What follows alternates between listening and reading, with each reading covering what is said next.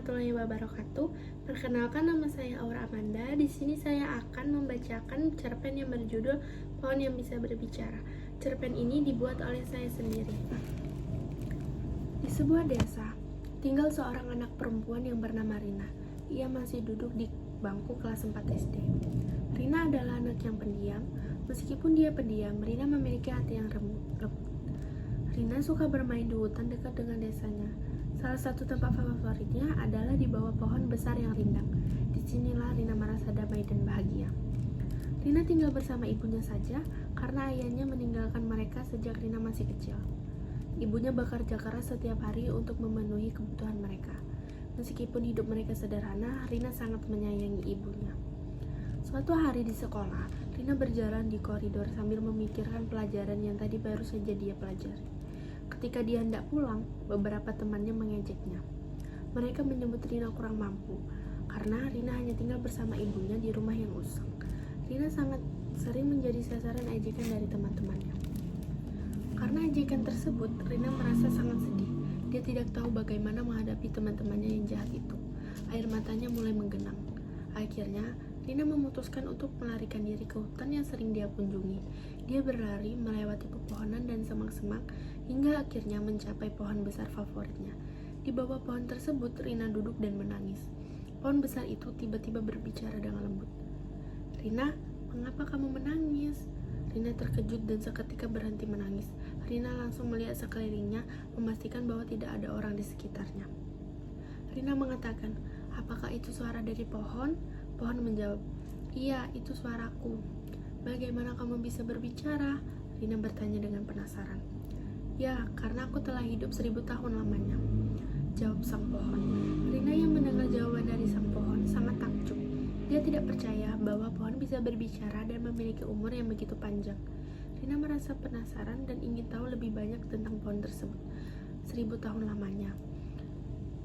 Rina bertanya dengan mata yang lebar. "Apa yang kamu lihat selama 1000 tahun?" Sang pohon tersenyum dan mulai bercerita. "Aku melihat banyak hal. Aku melihat desa ini berubah dari waktu ke waktu. Aku melihat orang-orang datang dan pergi." Rina merasa terpesona dengan cerita sang pohon. Dia mendengarkan dengan saksama. "Mengapa kamu tadi menangis, Rina?" Sang pohon bertanya.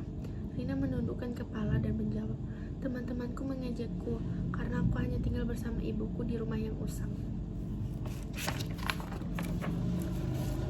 Sang pohon mengangguk dan berkata, "Aku tahu bagaimana rasanya tidak dihargai, tapi kamu harus tahu bahwa kamu tidak sendirian, Rina. Ada aku yang siap mendengarkan dan memberimu solusi." Rina merasa terharu dengan kata-kata sang pohon. "Apa yang harus aku lakukan untuk menghadapi teman-temanku yang jahat?" Rina bertanya.